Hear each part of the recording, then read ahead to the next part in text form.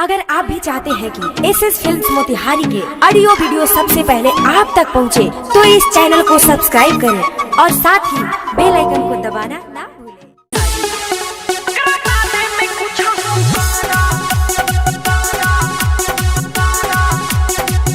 Music by Saurabh Aishwarya.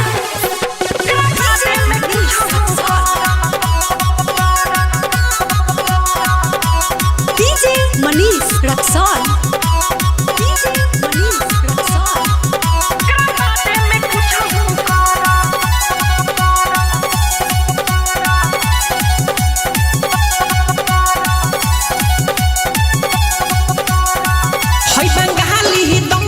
छाली हई बंगाली ही दही के छाली हई बंगाली ही दही के छाली भीतर से जानी हहारा पहले धारा हो पहले धारा हो ओकरा बाटे में कुछ करा पहले धारा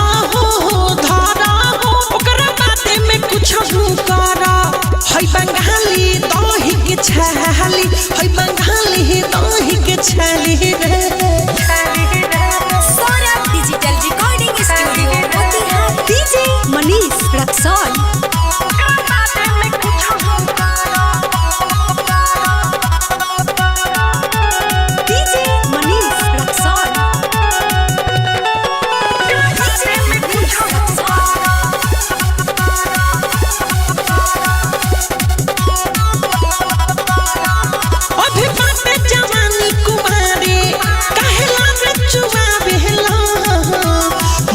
चला के हमरा बाबू मन भटका भेला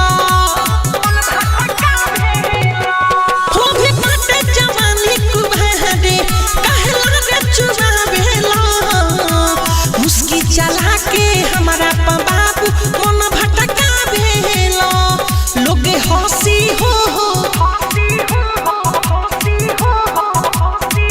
लोगे हंसी हो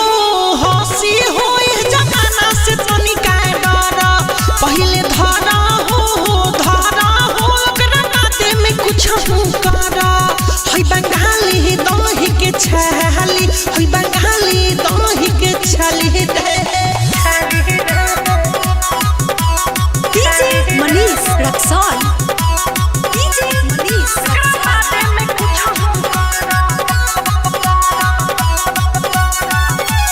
डीजे मनीष रक्सौल।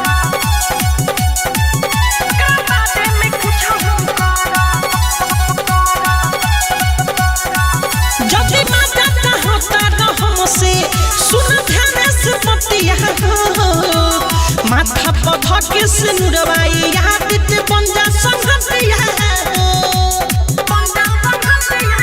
हो जति माथा चाहता रहो से सुन ध्यान से बतिया हो माथा पधा के सिनुरवाई याद बन जा संगतिया हो मिठू सौरभ के